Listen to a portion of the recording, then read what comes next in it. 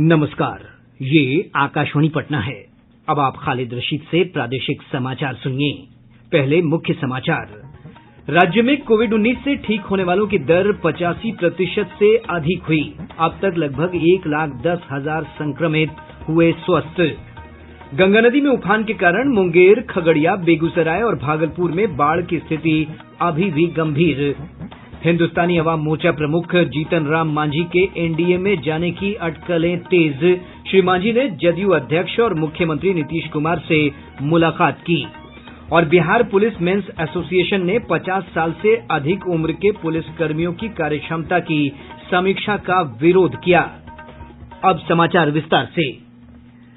प्रदेश में कोविड-19 संक्रमण से ठीक होने वालों की दर बढ़कर 85% से अधिक हो गई है। स्वास्थ्य विभाग की ओर से जारी बुलेटिन के अनुसार अब तक लगभग 1,10,000 लोग स्वस्थ हो चुके हैं। वहीं पिछले 24 घंटों के दौरान 1,860 नए मामलों की पुष्टि हुई है, जिसके बाद राज्य में कोरोना संक्रमित मरीजों का आंकड़ा 1,28,850 हो गया है।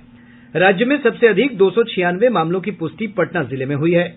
प्रदेश के 3 अन्य जिलों में भी 100 से अधिक कोविड-19 के नए मामले सामने आए हैं। भागलपुर में 128, बेगूसराय में 123 और मुजफ्फरपुर में 103 संक्रमित मिले हैं।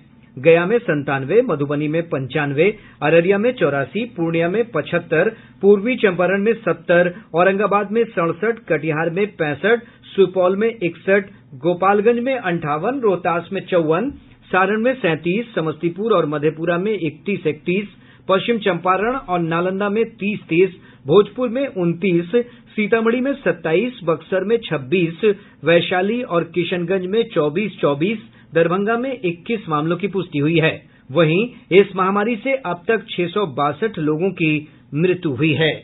देश में कोविड-19 से संक्रमित लोगों की संख्या बढ़कर 33,10,000 से अधिक हो गई है। पिछले 24 घंटों के दौरान संक्रमण के 75,000 से अधिक मामले सामने आए हैं। इधर ठीक होने वालों की दर बेहतर होकर अब 76.24% हो गई है।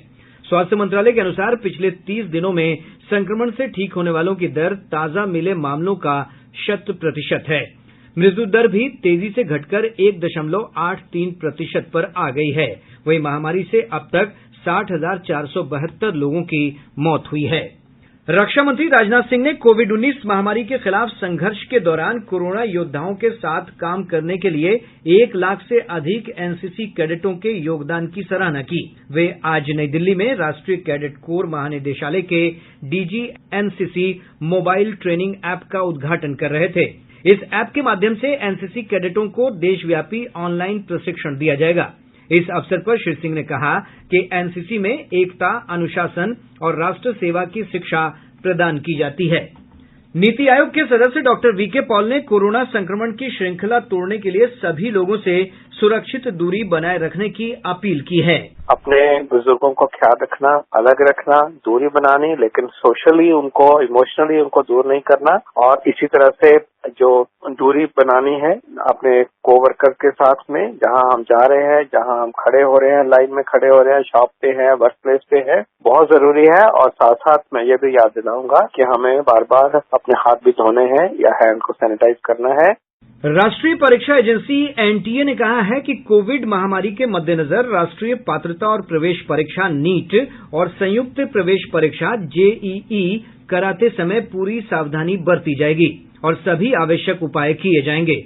एनटीए के महानिदेशक विनीत जोशी ने बताया कि सभी परीक्षार्थियों और कर्मचारियों की सुरक्षा उनकी प्राथमिकता है। उन्होंने परीक्षा के दौरान सुरक्षित दूरी बनाए रखने के बारे में सरकारी दिशा निर्देशों का पालन कराने का आश्वासन दिया है।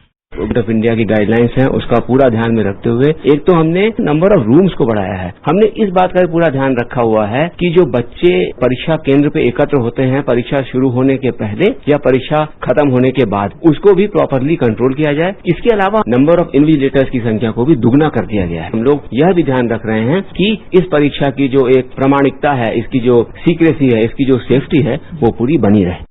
नीट अंडर ग्रेजुएट के लिए अब तक 9,94,000 उम्मीदवार अपने प्रवेश पत्र डाउनलोड कर चुके हैं। वहीं जेईई मेन के लिए करीब 7.5 लाख उम्मीदवारों ने प्रवेश पत्र डाउनलोड किए हैं। करीब 8,50,000 उम्मीदवारों ने जेईई मेन के लिए पंजीकरण कराया है, जबकि 15 लाख उम्मीदवारों ने नीट अंडर ग्रेजुएट के लिए पंजीकरण कराया है। नीट की परीक्षा 13 सितंबर को होगी। जेईई मेन की परीक्षा 1 से 6 सितंबर तक होगी। गया स्थित दक्षिण बिहार केंद्रीय विश्वविद्यालय में विभिन्न पाठ्यक्रमों में दाखिले के लिए CUCET के माध्यम से आयोजित होने वाली प्रवेश परीक्षा की तारीख घोषित कर दी गई है। ये परीक्षा 18, 19 और 20 सितंबर को आयोजित की जाएगी।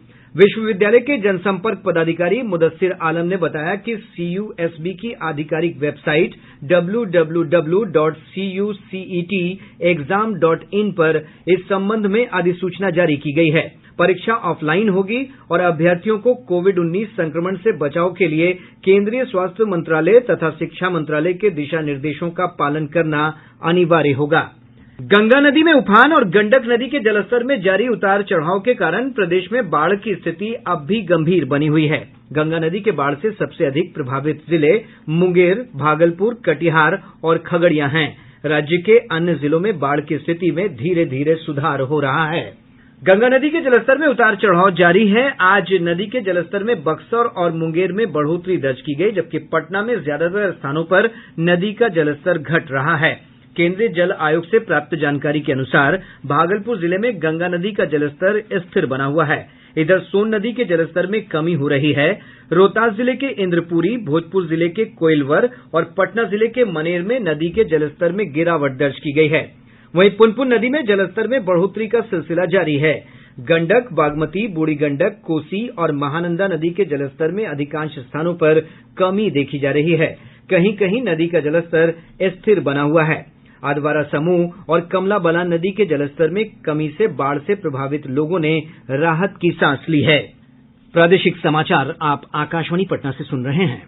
प्रधानमंत्री नरेंद्र मोदी रविवार 30 अगस्त को सुबह 11 बजे आकाशवाणी से मन की बात कार्यक्रम में देश विदेश के लोगों के साथ अपने विचार साझा करेंगे। यह इस मासिक रेडियो कार्यक्रम की 68वीं कड़ी होगी। मन की बात कार्यक्रम आकाशवाणी समाचार की वेबसाइट newsonair.com और news on AIR mobile app पर भी सुनी जा सकती है। इसके अलावा सूचना और प्रसारण मंत्रालय तथा प्रधानमंत्री कार्यालय के YouTube चैनलों पर भी कार्यक्रम का प्रसारण होगा। मन की बात कार्यक्रम के तुरंत बाद मैथिली भाषा में इसका प्रसारण आकाशवाणी के दरभंगा केंद्र से किया जाएगा। इसी प्रसारण को दोबारा रात्रि 8 बजे से भी सुना जा सकता है। राज्य में विधानसभा चुनाव को लेकर राजनीतिक सरगर्मियां बढ़ गई हैं। इस बीच पूर्व मुख्यमंत्री और हिन्दुस्तानी अवाम मोर्चा के प्रमुख जीतन राम मांझी ने आज जदयू अध्यक्ष और मुख्यमंत्री नीतीश कुमार से मुलाकात की। हालांकि बातचीत के बाद श्री मांझी ने मुख्यमंत्री आवास के बाहर निकलने पर संवाददाताओं से कहा कि 30 अगस्त को वे अपनी पार्टी के रुख का खुलासा करेंगे। गौरतलब है कि बीते दिनों हिन्दुस्तानी अवाम मोर्चा ने राजद और कांग्रेस के नेतृत्व वाले महागठबंधन से नाता तोड़ लिया था, जिसके बाद पिछले कई दिनों से श्री मांझी के जदयू के साथ गठजोड़ के कयास लगाए जा रहे हैं। इधर भाकपा माले ने भी राजद और कांग्रेस के नेतृत्व वाले महागठबंधन के साथ चुनावी समझौता करने के संकेत दिए हैं। पार्टी के पॉलिट ब्यूरो सदस्य धीरेन्द्र झा ने कहा कि महागठबंधन में शामिल दलों से बातचीत चल रही है। गौरतलब है कि दो प्रमुख वाम दल सीपीआई और सीपीएम ने कल महागठबंधन में शामिल होने की घोषणा की थी। कोविड-19 महामारी के खतरे को लेकर विभिन्न राजनीतिक दल वर्चुअल तरीके से चुनावी बैठक कर रहे हैं। जदयू ने JDUlive.com नाम से ऑनलाइन प्लेटफॉर्म बनाया है। इसके माध्यम से पार्टी के नेता अपने पदाधिकारियों और कार्यकर्ताओं से संवाद करेंगे। पार्टी अध्यक्ष नीतीश कुमार जल्द ही इसका उद्घाटन करेंगे।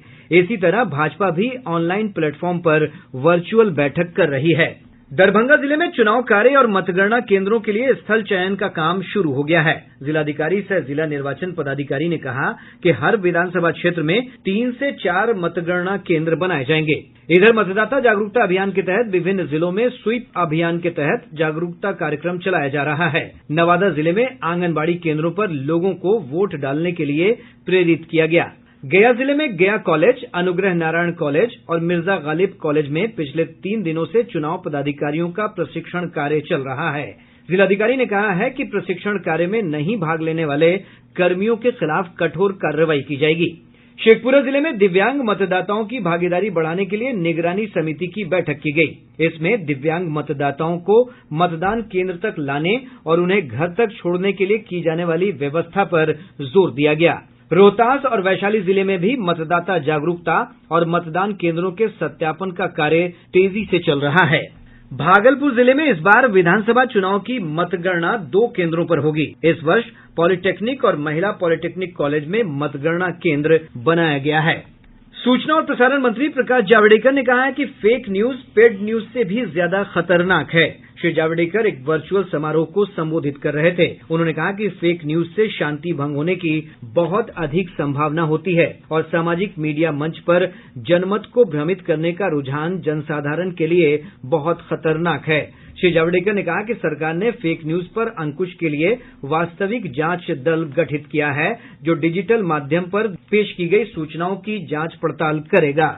मुख्यमंत्री नीतीश कुमार ने भूमि दखल कब्जा प्रमाण पत्र यानी एलपीसी ऑनलाइन निर्गत करने की सुविधा का आज शुभारंभ किया। इससे जमीन के म्यूटेशन कराने में लोगों को हो रही परेशानियों को दूर करने में मदद मिलेगी। श्री कुमार ने पशुपालन विभाग के अंतर्गत 221 करोड़ रुपए से अधिक की लागत वाली कॉम्फेड की भी कई परियोजनाओं का उद्घाटन और शिलान्यास किया। इसमें डेयरी संयंत्र, पशु आहार कारखाने, दूध गुणवत्ता जांच केंद्र शामिल हैं। इधर समस्तीपुर जिले के हरपुर एलौथ में 1 अरब 20 करोड़ रुपए की लागत से राज्य का पहला ऑटोमेटिक डेयरी प्लांट आज से शुरू हो गया। प्रतिदिन इसकी क्षमता 5 लाख लीटर दूध उत्पादन की है। इसके चालू हो जाने से समस्तीपुर, दरभंगा और मधुबनी जिले के 3 लाख पशुपालकों को लाभ मिलेगा। मुख्यमंत्री ने गया में 2 लाख लीटर दैनिक क्षमता और हाजीपुर में 4 लाख दैनिक क्षमता वाले डेयरी प्लांट का शिलान्यास किया। इस अवसर पर कॉम्फेड के सुधा ब्रांड के 3 आइसक्रीम, टेट्रा पैक लस्सी और बोतल बंद हल्दी दूध जैसे उत्पादों की भी शुरुआत की गई। बिहार पुलिस मेंस एसोसिएशन ने 50 साल से अधिक उम्र के पुलिस कर्मियों की कार्यक्षमता की समीक्षा के प्रस्ताव का विरोध किया है। संघ के अध्यक्ष मृत्युंजय कुमार सिंह ने पुलिस महानिदेशक को पत्र लिखकर संगठन की ओर से विरोध दर्ज कराया है। संघ ने कहा है कि 50 साल से ज्यादा उम्र के पुलिसकर्मियों की छंटनी का पुरजोर विरोध किया जाएगा। गौरतलब है कि सामान्य प्रशासन विभाग ने पिछले दिनों एक संकल्प जारी किया है, जिसमें काम करने में अक्षम सरकारी कर्मियों की समीक्षा का फैसला किया गया है। इसी संकल्प पत्र को पुलिस मुख्यालय ने राज्य के विभिन्न पुलिस अधीक्षकों और रेल पुलिस अधीक्षकों को भेजा है। बेगूसराय जिले में सिमरिया घाट के पास बाईपास रोड पर एक पिकअप वैन रेलवे ओवरब्रिज के हाइट गेज से टकरा गई। इस हादसे में एक व्यक्ति की मौत हो गई, जबकि 10 से अधिक लोग घायल हो गए। 3 लोगों की हालत गंभीर बताई जा रही है। और अब अंत में मुख्य समाचार एक बार फिर। राज्य में कोविड-19 से ठीक होने वालों की दर 85% से अधिक हुई। अब तक लगभग 1,10,000 संक्रमित हुए स्वस्थ। गंगा नदी में उफान के कारण मुंगेर, खगड़िया, बेगूसराय और भागलपुर में बाढ़ की स्थिति अभी भी गंभीर। हिन्दुस्तानी अवाम मोर्चा प्रमुख जीतन राम मांझी के एनडीए में जाने की अटकलें तेज। श्री मांझी ने जदयू अध्यक्ष और मुख्यमंत्री नीतीश कुमार से मुलाकात की। और बिहार पुलिस मेंस एसोसिएशन ने 50 साल से अधिक उम्र के पुलिस कर्मियों की कार्यक्षमता की समीक्षा का विरोध किया। इसके साथ ही आकाशवाणी पटना से प्रसारित प्रादेशिक समाचार का ये अंक समाप्त हुआ। घर में रहिए, सुरक्षित रहिए और सुनते रहिए आकाशवाणी।